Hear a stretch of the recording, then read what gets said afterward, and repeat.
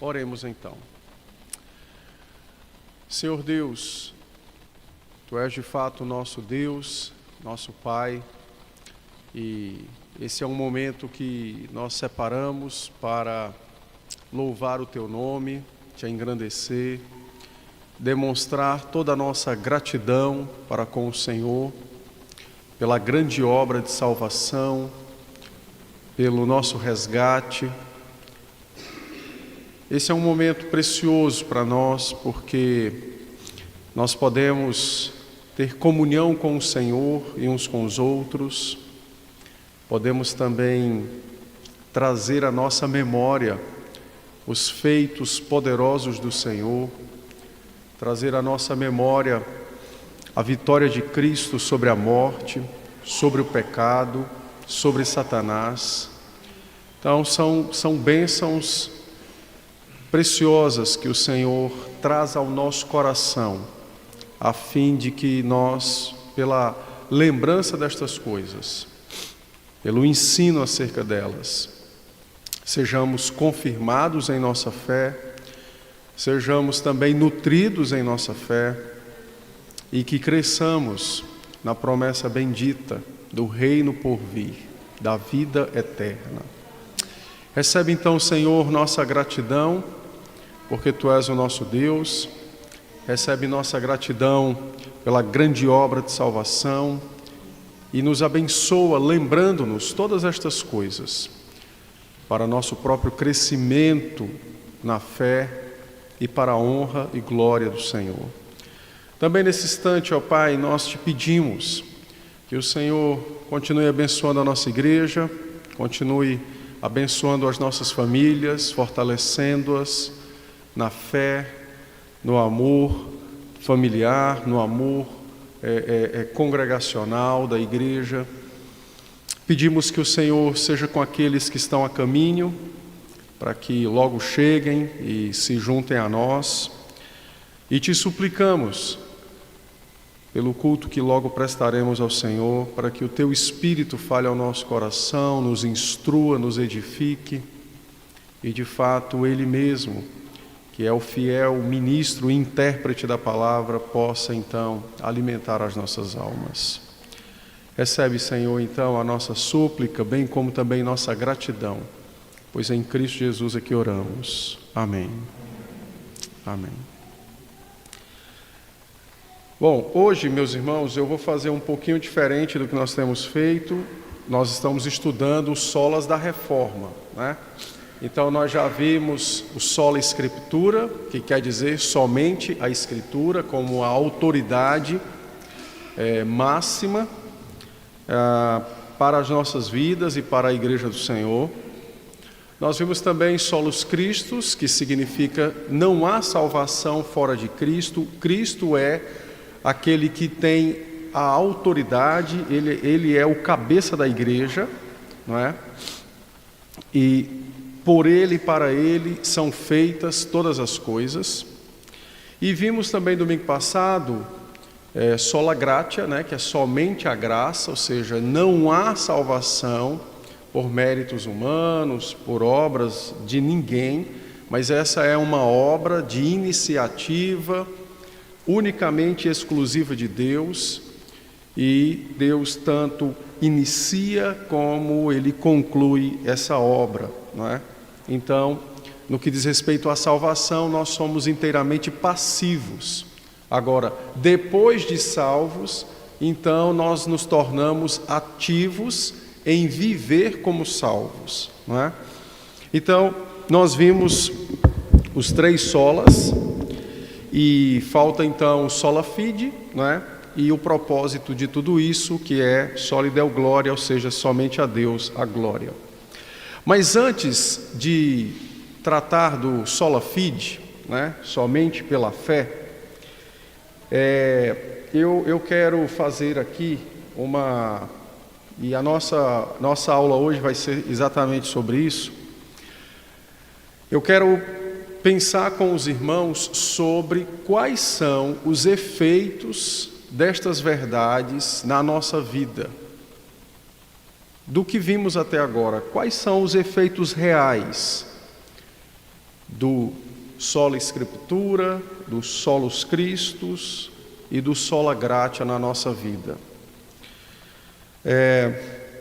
O apóstolo Paulo, escrevendo aos Efésios, no capítulo 4, no verso 17, Paulo disse assim: isto, portanto, digo e no Senhor testifico, que não mais andeis como também andam os gentios, na vaidade de seus próprios pensamentos.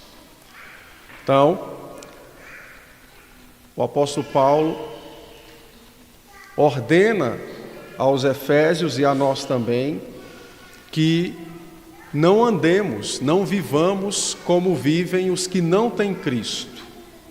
E é sobre isso que eu quero tratar com os irmãos, como eu disse, sobre quais são os efeitos disso na nossa vida. Bom, se alguém perguntar para você, você é um cristão reformado? Você vai dizer o quê? Você vai dizer que sim, não é? Você vai dizer que sim. Aí a pessoa pergunta para você, tá, e o que mudou em sua vida ao conhecer a fé reformada, as doutrinas da reforma? O que foi que mudou na sua vida?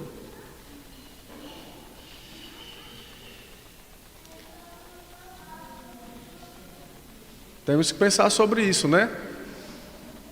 Chega alguém e diz assim, rapaz, essa igreja é a igreja reformada? Ela é uma igreja reformada, tá. E o que mudou nessa igreja ao conhecer as doutrinas da reforma?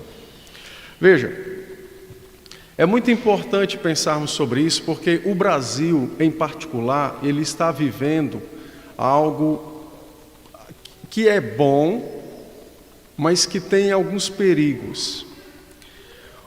O Brasil está vivendo aquilo que é chamado de efervescência, que é quando uma coisa se alastra e pega, né?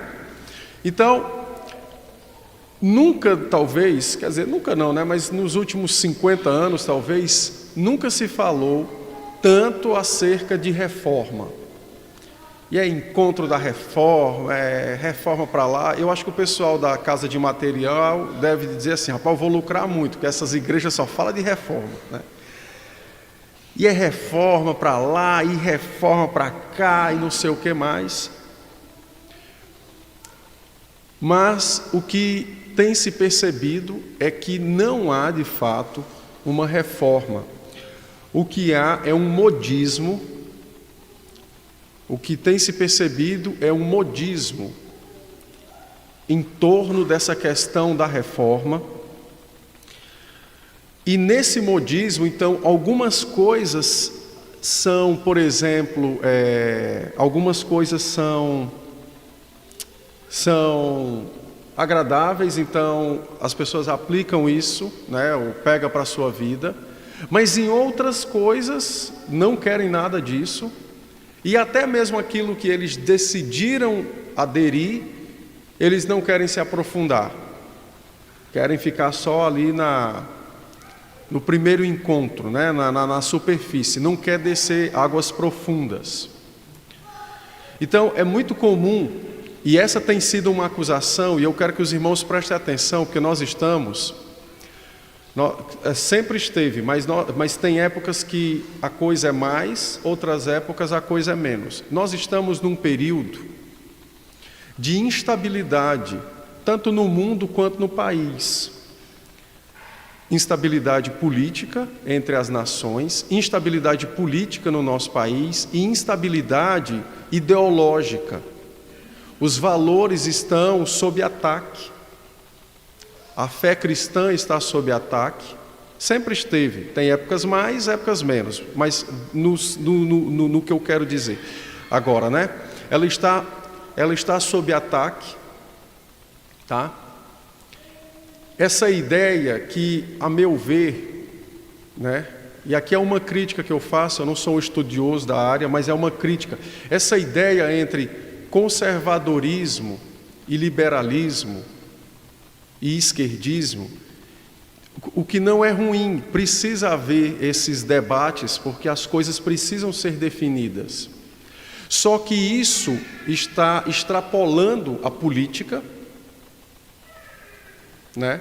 Está extrapolando a política e está adentrando também a igreja. Quando, na verdade, essa discussão deveria ser na via contrária, ou seja, na mão contrária, deveria ser a igreja fornecendo as bases para definir o que é um conservador, definir o que é um liberal, e não o contrário. Eu não sei se os irmãos estão me entendendo. Mas por que tudo isso está acontecendo?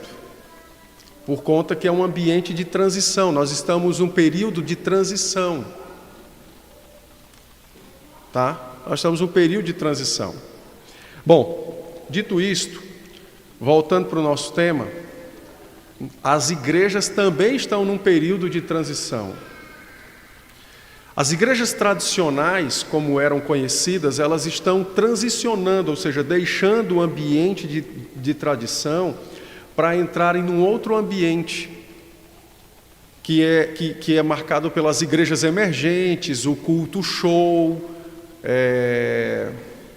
Em linhas gerais é isso. O culto show, igrejas vamos pegar o culto show, né? Que é aquela coisa de você estar ali, né? E isso não é apenas a parte exterior, tá? Do que se vê, é a parte do que se crê mesmo, né? Então, as igrejas tradicionais estão mudando, né? Já tem algum tempo mudando, estão indo para essa questão do culto show e as comunidades, etc.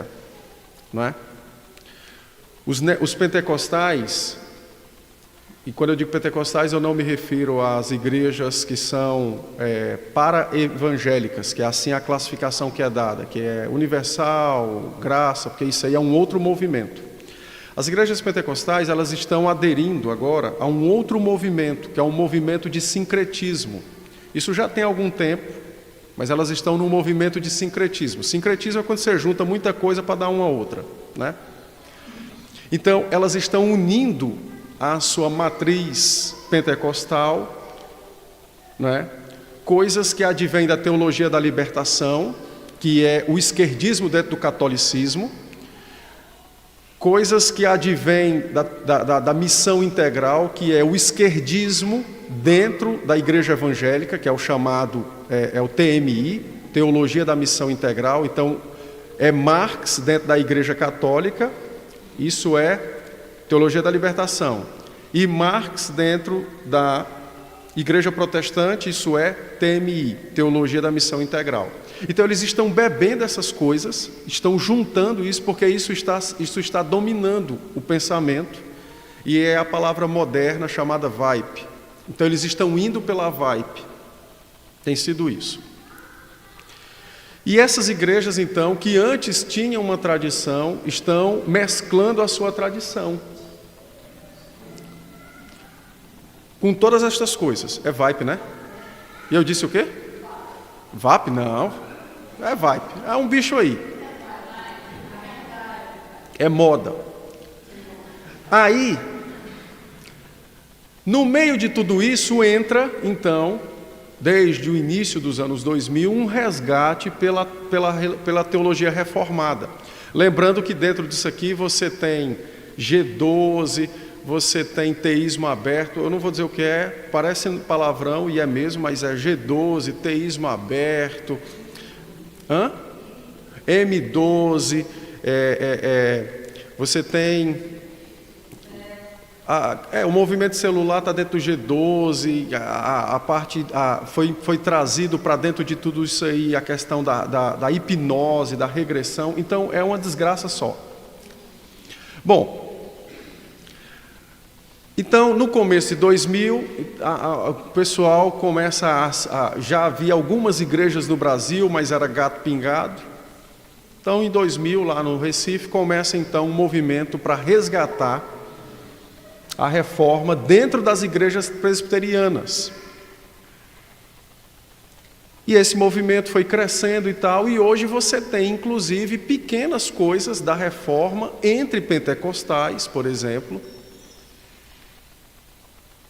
Tá? Você tem pequenas coisinhas aqui mesmo na região de Maringá, na Igreja Presbiteriana Renovada, alguns irmãos têm lido, têm estudado, querem ensinar na igreja as verdades da reforma, né? Sendo que a Igreja Renovada ela é majoritariamente uma igreja neopentecostal, né?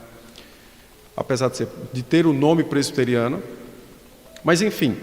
Então, você tem pequenas coisinhas da reforma entre eles também. E por que eu disse tudo isso? Porque assim como isso aconteceu com eles, de todas essas mudanças, isso também aconteceu conosco. Nós rompemos com o que tínhamos antes, que era com o tradicionalismo frio e morto, sem evangelho, e começamos a aderir à reforma. Abandonamos práticas que eram majoritariamente pentecostais, apesar de estarem dentro dos cultos presbiterianos, mas eram práticas majoritariamente de cunho pentecostal, revolucionário, esse é o termo, e aderimos à reforma. Mas a grande questão é, se nós somos reformados, o que mudou? Porque às vezes, e é isso que eu quero mostrar para os irmãos, a adesão a algumas verdades da reforma é apenas aparente, é apenas superficial. Isso não invade o coração, não muda a vida, não muda as práticas da vida. Entendem? Está apenas na aparência, como os nossos muros que foram pintados. Mas a tinta está na superfície. Ela não está lá no núcleo do muro. Bom, Paulo disse, não vivais como vivem os gentios, ou seja, é preciso haver um rompimento, nossa vida não pode ser igual a daqueles que não têm Cristo, não é? Porque nós temos o Evangelho. Então, olhando o que temos visto nos últimos anos e o que temos visto nos últimos domingos sobre os solos da reforma, é necessário entender que os reformadores, quando eles pregaram, quando eles afirmaram aquelas verdades, né, do solus Christo, sola Scriptura, sola gratia, sola fide, soli Deo gloria, eles não estavam falando para pessoas incrédulas, eles estavam falando para pessoas crentes que pertenciam à igreja. Eles não estavam falando para pessoas céticas, eles estavam falando para crentes. Tá? Então, quando nós ouvimos estas verdades, você não pode pensar em alguém que não é crente, você tem que pensar em você. Porque estas verdades não foram dadas aos descrentes, foram dadas à igreja. E o objetivo dessas verdades era exatamente reformar, transformar a vida daquelas pessoas por meio dessas verdades. Somente Cristo, somente a Escritura, somente pela graça, somente pela fé, com um único propósito, só a Deus toda glória. Ok? Bom, se essas verdades ficarem só na aparência, só na parte superficial, e não mudarem as nossas vidas, nós temos um problema, que é o que Paulo disse. Não andem como andam os gentios. Então, se nossas vidas não forem mudadas, nós temos um problema. Qual é o problema? Nós estamos vivendo como gentios, mas, diferente dos gentios, nos foi dado conhecer verdades. Então, isso traz um peso maior. Isso acarreta um peso maior às nossas vidas. Quando nós ouvimos as verdades da Escritura, quando nós ouvimos os sermões, quando nós ouvimos palestras sobre estas verdades, e quando estas coisas não mudam a nossa vida, sabe o que é que acontece? Acontece algo que é extremamente prejudicial para as nossas vidas, mas, sobretudo, é prejudicial porque desonra o nome de Deus perante a sociedade. Quando estas coisas não nos mudam, nós damos um testemunho ao mundo. E o nosso testemunho é ruim, porque é um testemunho que envergonha. É um testemunho que destrata o nome do Senhor. Bom, 3 coisas acontecem com as verdades bíblicas, ou com a Bíblia, com o nome de Deus, não é? Quando os crentes não são mudados por elas, pela Bíblia, pelas verdades bíblicas. 3 coisas acontecem que fazem parte desse testemunho negativo. O primeiro deles, e aqui eu vou pegar a graça, somente a graça, né? Só para os irmãos terem uma ideia. Então, quando nós não somos, quando as verdades bíblicas não nos mudam, a mensagem que nós passamos para as pessoas é que a graça de Deus é barata. A graça é tida como barata. Essa expressão ela veio da Segunda Guerra Mundial. Há um pregador luterano, não há porque já morreu, né? Foi morto por Hitler. Esqueci o nome dele agora. Bonhoeffer. Eu tenho livros dele.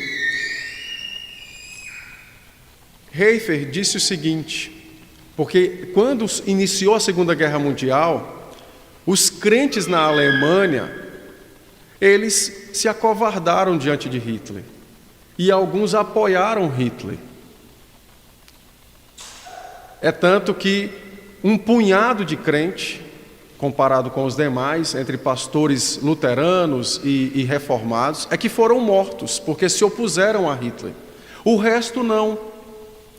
O resto viveu bem. Lógico que é uma parcela que fugiu também por conta da perseguição.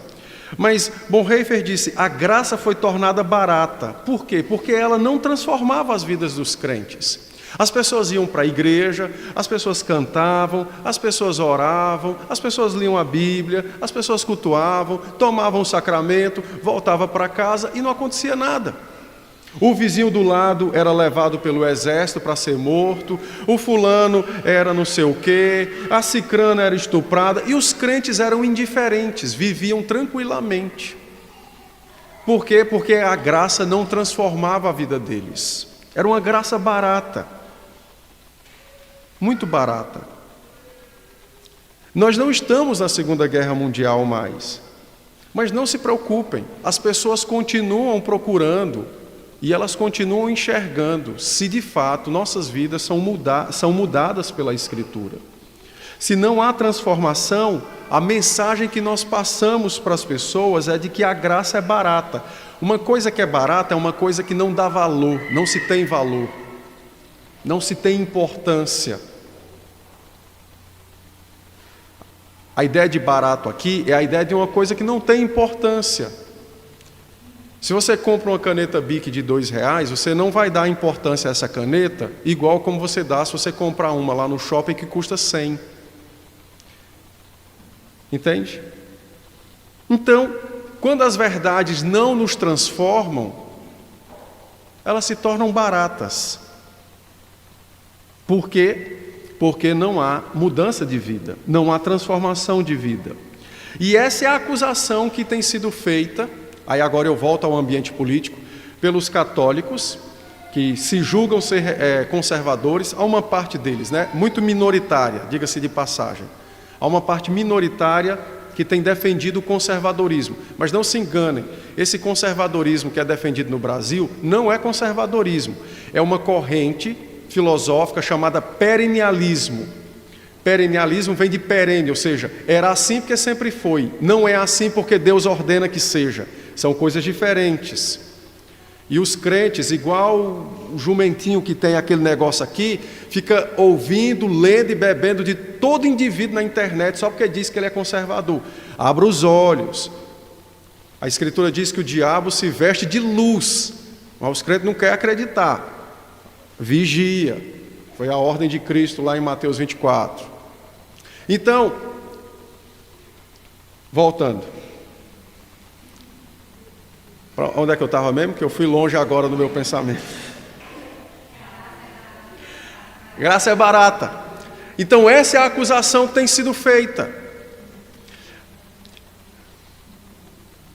Os católicos conservadores acusam os protestantes de graça barata, porque eles dizem, olha, vocês falam tanto da graça, mas ela não muda nada às vossas vidas. O índice de divórcio entre protestantes é tão grande quanto entre católicos. Igrejas que não disciplinam ninguém, sempre foi uma marca da igreja a disciplina eclesiástica. Os católicos hoje dizem a mesma coisa. Assim como nós não fazemos nada com quem peca em nossa igreja, vocês também não fazem nada, ainda fica tolerando e passando a mão e exaltando. O índice de pastores que são ladrões e o povo continua seguindo. Graça barata. No dia a dia, eu já fui comerciante. Diga-se de passagem que o pior cliente eram os crentes. Porque não paga. Não pagam. Dá trabalho para pagar, é enjoado para comprar e não quer pagar.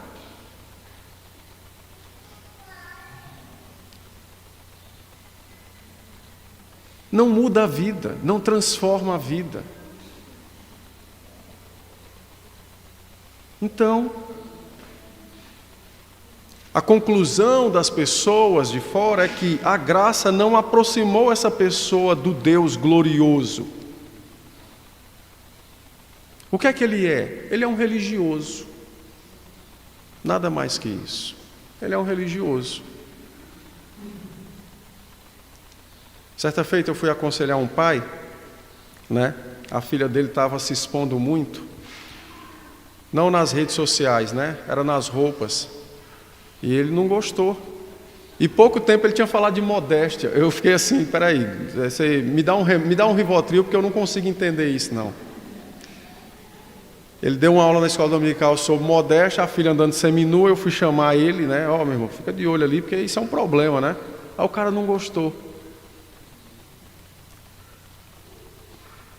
Então nós temos que tomar uma decisão. A nossa decisão é: ou as verdades que ouvimos, nós nos aplicamos em oração e nos decidimos a colocar em prática essas verdades para a glória de Deus e nossa transformação, ou é melhor abandoná-las. Porque é melhor ser um hipócrita menos hipócrita do que ser um hipócrita muito hipócrita. Entenderam? Menos hipócrita porque eu tenho menos conhecimento, menos verdade, menos tudo. Então é melhor eu ser um menos assim, do que eu ter muito conhecimento, do que estar numa igreja que me ensina, ser um pastor que lê e é um hipócrita. Então é melhor ser menos hipócrita, sendo um hipócrita, do que ser muito, entende? Está na hora de começarmos a pensar sobre isso. Então, a graça precisa transformar a nossa vida. Se graça não transforma a sua vida, você precisa rever a sua fé. Mas, em segundo lugar, a graça é vista como morta. Por que como morta? Porque os crentes não aplicam a graça em suas vidas, mas falam dela. Sabe quando você fala de um parente seu que já morreu e enche a boca? Olha, eu tinha um tio, eu tinha um avô, eu mesmo, né? Eu conheci, conheci a minha bisavó, né? Eu conheci dois, meu bisavô e minha bisavó, mas a minha lembrança é da minha bisavó, porque meu bisavô morreu, eu tinha uns 5 anos, não tenho muita recordação. E eu lembro dele saudosamente e tudo mais, mas... E nada, acabou, porque já morreu. Eu não posso ir lá dar um abraço, eu não posso contar para ela que eu tenho filhos, que agora ela tem tataranetos. Eu não posso. Por quê? Porque já morreu. Então a graça é vista como morta quando ela não é aplicada na vida dos crentes, mas é falada por eles. Então a gente fala da graça, a gente fala de Cristo, a gente fala da Bíblia, a gente fala da fé, mas isso não é usado na nossa vida. Entenda, a fé, ela não é algo abstrato. A fé é palpável. Ela tem o elemento abstrato, que é o dom que Deus nos dá para crer no seu Filho. Mas ninguém crê em nada. Você precisa crer em algo que é dito. E isso que é dito é material. Hebreus diz: você crê que Deus criou o mundo? Creio. Por que você crê que Deus criou o mundo? Porque eu vejo o mundo, está aí. É material. Você tem fé? Tenho. Você crê nas coisas que foram feitas no passado? Creio. Por quê? Porque alguém me disse o que foi feito no passado, está aqui. É material, ó. Então a fé, ela não é abstrata, ela é palpável. Você sai de casa apressado, cheio de coisas, aí está com pressa para cumprir o seu compromisso, alguém te dá uma fechada, você se ira. Se você der vazão à sua ira, você materializa o seu sentimento, que já é pecaminoso, em ações pecaminosas. Mas se você sufoca a sua ira sabendo que Deus está no carro com você, você materializou a sua fé. Olha, Deus está do meu lado. Isso é um pecado que ofende o Senhor, então é melhor que alguém me repreenda porque eu cheguei atrasado do que eu pecar contra Ele. Isso é materializar a fé. Deus está do meu lado. Vai que essa pessoa que eu vou xingar, Deus me coloca para ser vizinho ou colega de trabalho, eu vou evangelizar o cara. Como é que eu vou lá? Olha, Jesus te ama. Mas ele precisa amar primeiro você, boca suja. É simples as coisas. Então, nós precisamos aplicar. Aplicar é utilizar. Utilize a graça na sua vida. Esses dias, eu não sei com quem eu estava falando.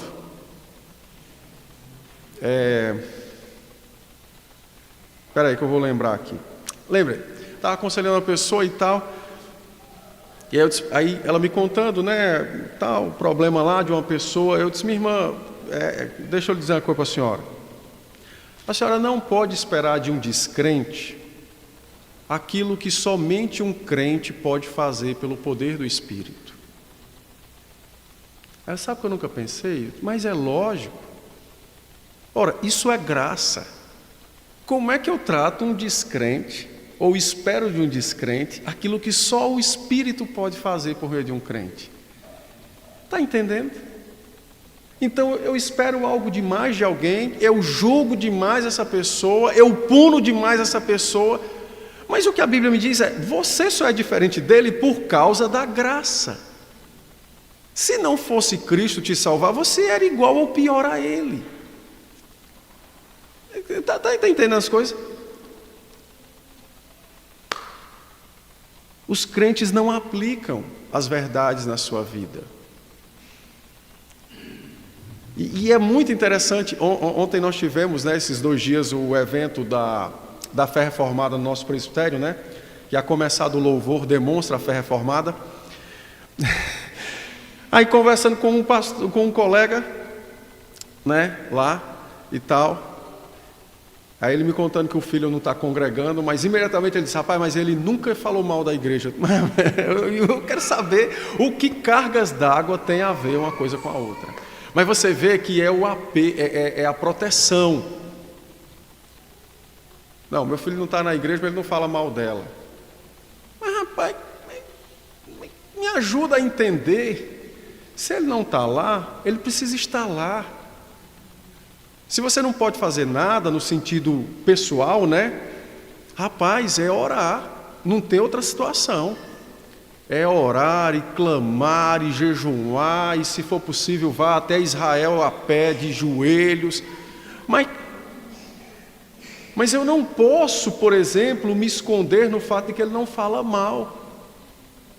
Ora, é a graça que salva. Entende as coisas?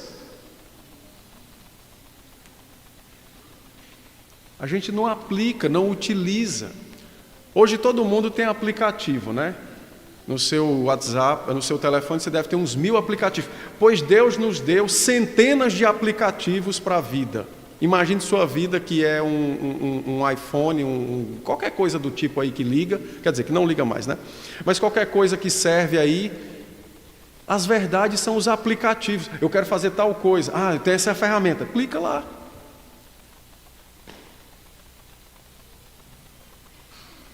Então a graça está ficando morta. É morta. Jesus disse em João 14:12, olha, o mundo vai conhecer vocês quando vocês se amarem.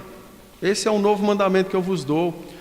Aí, a gente diz para as pessoas, olha, Jesus vai mudar a sua vida, vai transformar e tal. Ele entra na igreja. Beleza. Apesar de que as pessoas entram na igreja achando que a igreja é o céu. Não, ela não é o céu. Mas aí a pessoa entra na igreja, não é? Passa poucos dias, aí tem um problema na igreja. Tem um problema, um irmão teve um problema com o outro lá. Como é que nós tratamos os nossos problemas? Nós não aplicamos a graça de Deus. Nós aplicamos o rigor da lei. Se a gente pudesse, a gente apedrejava, crucificava, botava de cabeça para baixo num formigueiro, mas não aplica mais a graça. Aí beleza. Nossa igreja, graças a Deus, não tem esse mal. E eu digo isso com muita felicidade, porque já pastoreei igrejas que tinham esse mal, da fofoca. Bom, se tem, graças a Deus não chegou até a mim, né?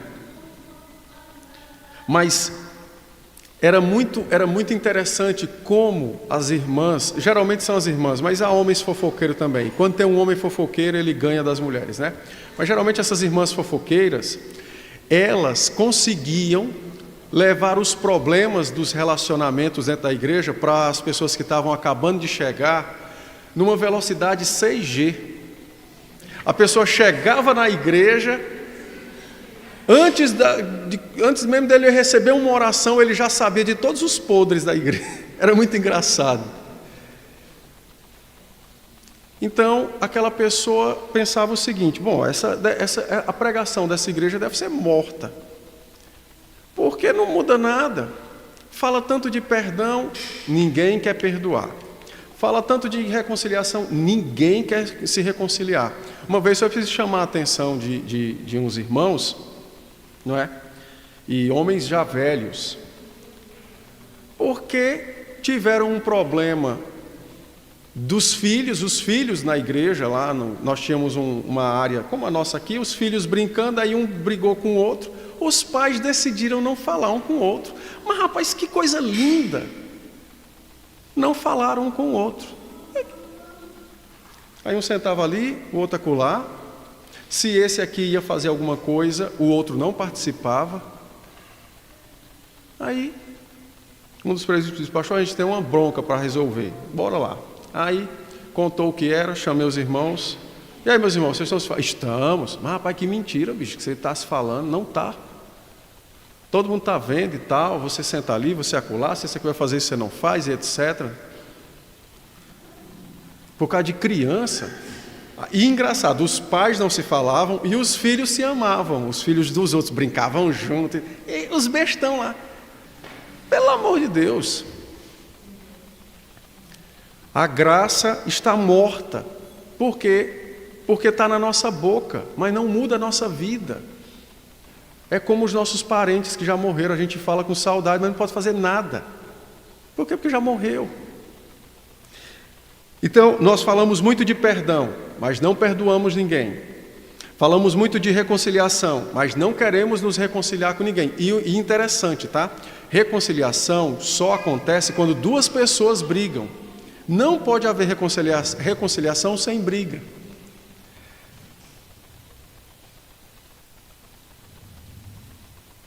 Outra coisa que é terrível com relação a isso, né?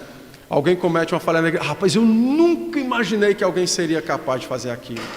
Aí eu faço que nem a Neuma, ô dó.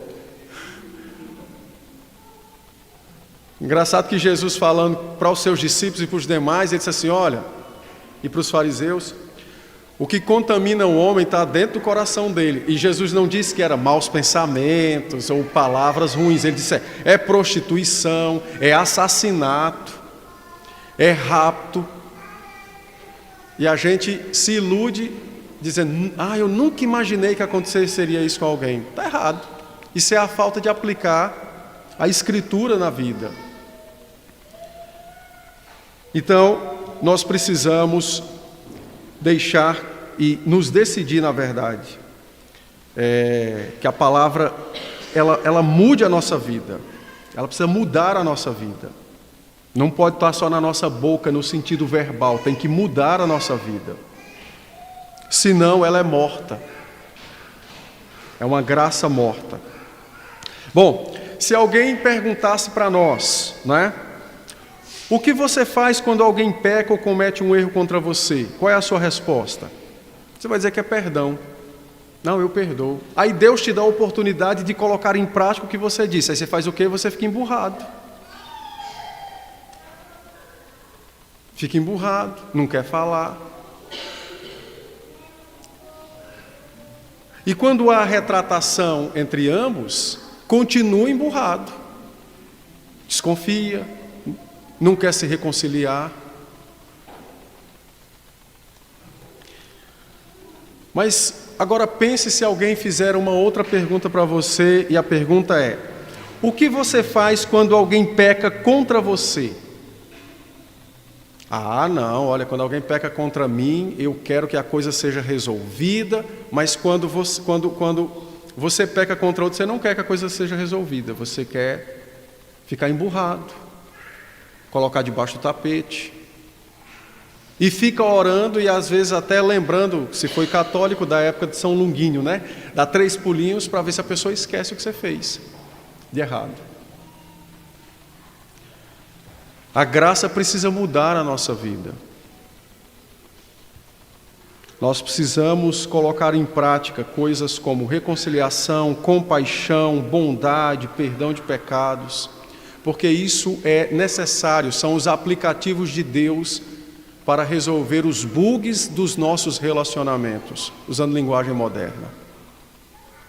Não há outra solução, não há outra ferramenta. É somente essa. Por fim, nós temos também a graça sincrética. O que é a graça sincrética? É quando nós juntamos com a palavra de Deus outras coisas. Outras coisas. Colocamos no mesmo pé de igualdade da palavra, de Cristo, do Evangelho, do Espírito Santo. Entende? Então é uma graça sincrética. É Cristo e mais alguma coisa, é o Evangelho e mais alguma coisa, não é? É uma graça sincrética. Talvez você diga assim: não, pastor, eu posso ter falhado na graça barata e na morta, mas eu não tenho graça sincrética. Então eu vou lhe dar um teste, um examezinho para você verificar isso. Vamos lá.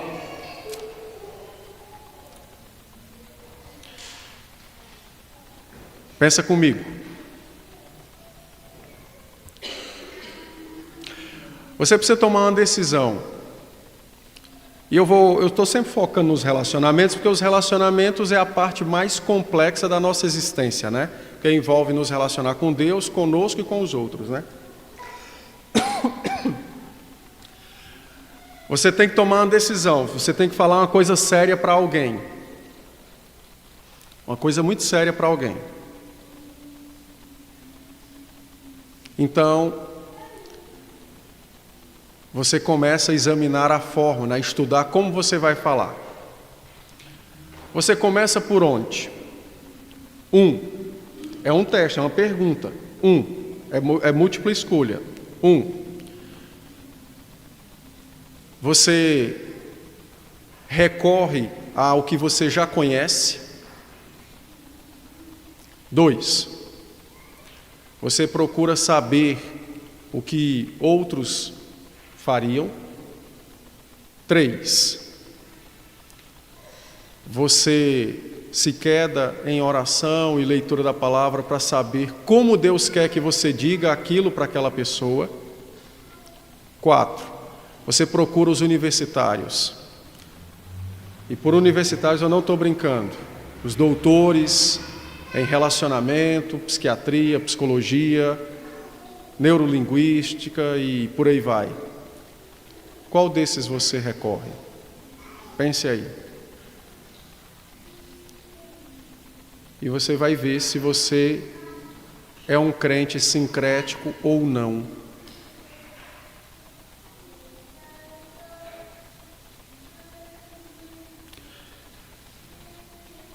Deu para perceber, né? Veja, hoje a autoridade de Cristo e da sua palavra, ela está sendo completamente contrabandeada e já está quase meio a meio, ou até mais do que isso em alguns lugares, não é? Com os universitários. Está sendo contrabandeada para eles. Para eles. A grande maioria, e há estatísticas, né, sobre isso, principalmente nos Estados Unidos, no Brasil nem tanto, a grande maioria dos cristãos e dos pastores não creem mais que a Bíblia é suficiente para tratar de questões da alma e dos relacionamentos. Porque eles recorrem aos artifícios da ciência, segundo eles. Então, é por isso que muitos pastores, por exemplo, quando há um probleminha ali com os seus membros, eles mandam para... Olha, tá vendo um problema com o membro?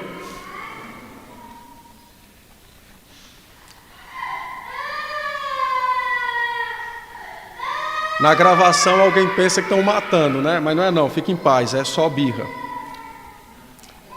Ou caiu. Caiu? Ah, então essa é uma sofredora. Mas voltando, na grande maioria dos pastores, eles transferem para qualquer pessoa que tenha qualquer título de especialidade em qualquer área que ele julgue que é importante, que pode ajudar a sua ovelha naquele problema lá que a pessoa relatou. E Cristo? Não, Cristo não tem nada a dizer sobre estas coisas. E a Bíblia? Muito pior. Então, infelizmente, hoje o evangelho que se prega é um evangelho sincrético, a graça sincrética. Bom, nosso tempo está acabando. Por que eu disse tudo isso? Porque você vai nos encontros sobre a fé reformada, sobre somente Cristo, e as palestras são ditas, e quando encerra-se a palestra, aquilo não tem validade de nada. Validade de nada. As pessoas ouvem aquilo, elas não julgam o conteúdo, elas julgam a aparência do discurso com as ferramentas da retórica, e aquilo não tem validade de nada. Nada. Eles voltam para suas casas tão vazios quanto chegaram na igreja, e muitas vezes o pregador é tão vazio quanto eles, porque é sincrético. É uma graça morta, é uma graça barata. É uma graça barata. Fala-se tanto da Bíblia como nossa regra de fé e prática, mas isso é uma mentira. É verdade porque é verdade, mas a prática é uma mentira. Não se põe o sol sobre a vossa ira, é um mandamento bíblico. Que história! Tem casais que passam semanas brigados. Não se põe o sol, deveria estar lá, não deixe terminar uma semana, né? Mas não se põe o sol, ou seja, resolve o teu problema no mesmo dia. Não. Não é? Hoje em dia, e eu digo isso com muita tristeza, hoje em dia o DSM é a Bíblia dos crentes para criar os seus filhos. DSM, para quem não sabe, é o Manual de Diagnóstico de Transtornos, que não tem nada a ver com a mente, porque mente é o órgão cérebro. Até hoje nunca se provou a mente. Mas os crentes guiam seus filhos, criam seus filhos, estudam para ensinar seus filhos com base no DSM. Se o menino espirrar 3 vezes por dia, por 6 semanas, ele tem uma síndrome, a do nariz irritado.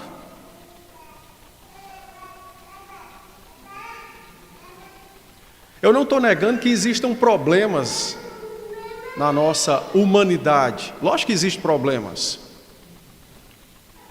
O pecado afetou a nossa vida. Mas a grande questão é, nós vamos recorrer a quem para tratar daquele problema? Essa é a grande questão. O que nós vamos aplicar na vida daquela criança ou daquele adulto para tratar do seu problema? Certa feita, eu conversando com a Anice sobre essa questão de pessoas aceleradas, né, a gente conversando uma vez, e eu disse para ela, minha irmã, lê a história, não foi? Nenhum homem que se tornou grande na história humana dormia 8 horas por noite. Nenhum. Nenhum homem que teve o seu nome estampado na história dormia 8 horas por noite. Eles eram pessoas agitadas. Tem algum mal em ser agitado? Não. Não tem nenhum mal. Se eu digo a Napoleão Bonaparte, Napoleão, você tem 3 meses para conquistar a Bélgica, e ele conquista em 1 semana, meu amigo, que maravilha! Não, o Napoleão tem uma síndrome, conquistador da Bélgica, ou da França, porque era para em 3 meses, ele fez 1 semana. Você já pensou a loucura que nós estamos vivendo?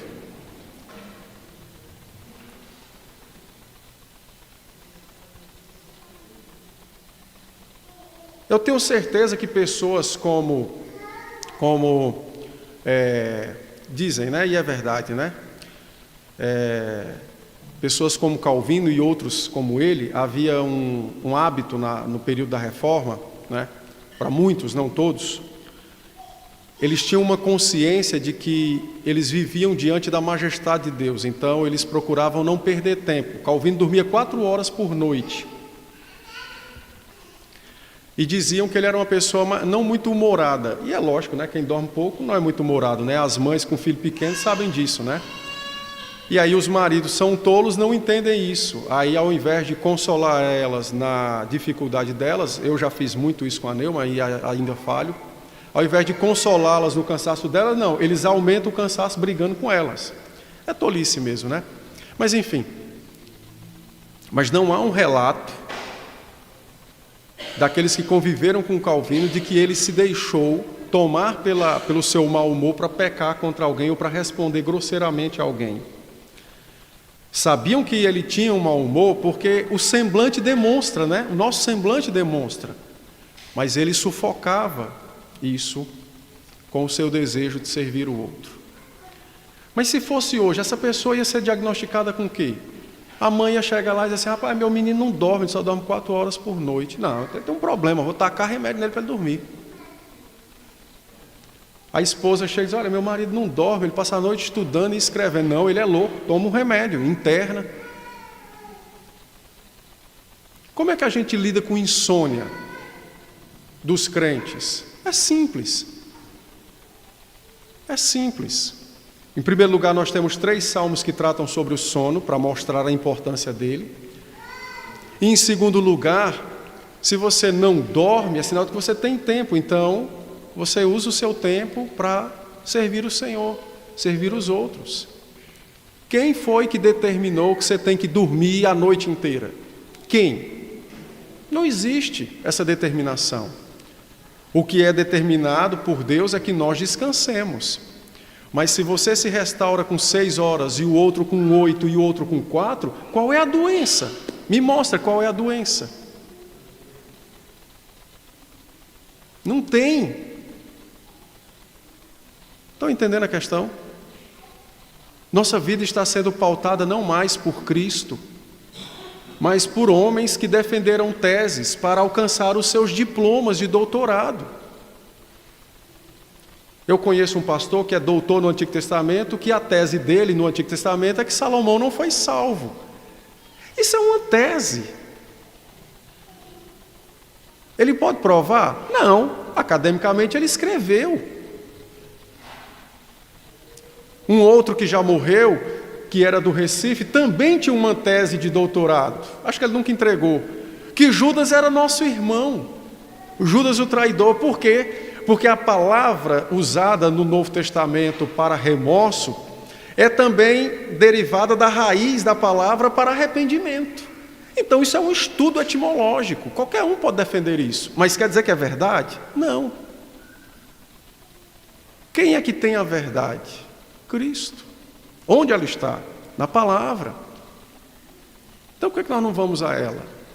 Por que ela não muda a nossa vida?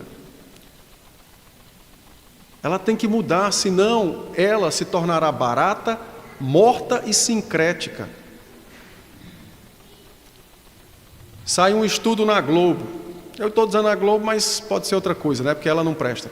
Sai um estudo em qualquer lugar. Cientistas descobrem que chocolate emagrece. Saiu mesmo esse estudo, em 2017. Todo mundo arrochou o nó comendo chocolate.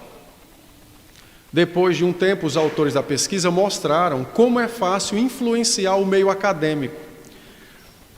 Foi proposital, né? Eles documentaram tudo isso. Eles avaliaram 25 pessoas e 5 delas não engordaram comendo chocolate. Então, proporcionalmente, 25 para 5 é um terço, né? Um quarto. Um quarto, um quinto. Boa. Então, a conclusão da pesquisa foi: 1/5 de pessoas não engordam quando comem chocolate. Então, o chocolate faz bem e tal. Pode comer à vontade, que ele emagrece. Depois de um tempo, eles inclusive foram até meio que processados. Depois de um tempo, eles mostraram: olha como é fácil ludibriar o sistema que é dito, entre aspas, científico. Mostraram as falhas da pesquisa, mostraram o percentual da pesquisa, que eles disseram: 1/5 emagreceu. E o restante, aconteceu o quê? Isso não foi dito. E isso influencia as pessoas, elas moldam suas vidas por essas coisas. Entende? Eu vou concluir com as 2 perguntas que eu fiz no começo. Você é um cristão reformado? Se você é um cristão reformado, o que mudou na sua vida ao conhecer a fé reformada, as doutrinas da reforma? Pense sobre isso. Porque é a sua vida que está em jogo e a honra do nome do Senhor.